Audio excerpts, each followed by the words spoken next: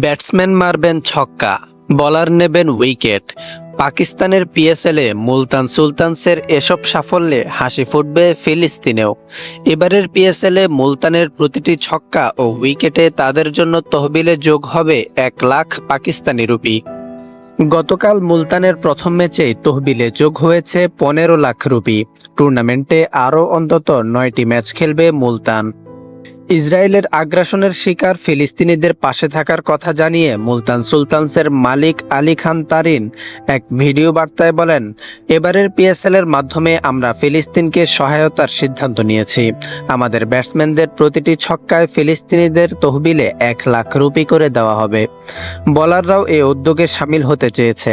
সিদ্ধান্ত হয়েছে বোলারদের প্রতি উইকেটেও 1 লাখ রুপি দেওয়া হবে। এই অর্থটা যাবে বিশেষ করে শিশুদের জন্য।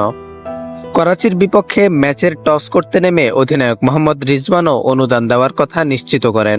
টানা 2 মাসের যুদ্ধবিরতি ভেঙে দিয়ে গত 18 মার্চ থেকে ফিলিস্তিনের গাজায় আবারও হামলা জোরদার করেছে ইসরায়েলি বাহিনী। এরপর থেকে তারা গাজায় আরও বড় এলাকা দখল করেছে। গাজার স্থানীয় কর্তৃপক্ষ শনিবার জানিয়েছে, 18 মার্চ যুদ্ধবিরতি ভাঙার পর গাজায় ইসরায়েলি হামলায় অন্তত 500 শিশু নিহত হয়েছে। এমন পরিস্থিতিতে বিশ্বের বিভিন্ন প্রান্তের মানুষ গাজা ও ফিলিস্তিনের প্রতি সংহতি প্রকাশ করে আসছেন। মুলতান সুলতানস প্রতিটি ছক্কা ও উইকেটে 1 লাখ রুপি অনুদান ঘোষণার পর যে ম্যাচটি খেলেছে তাতে ব্যাটসম্যানরা ভালো অবদানই রেখেছেন। করাচির বিপক্ষে প্রথমে ব্যাট করে 3 উইকেটে 234 রান তোলে মুলতান। 200 ছাড়ানো এই ইনিংসে ছক্কা হয়েছে মোট 8টি, 4 23টি।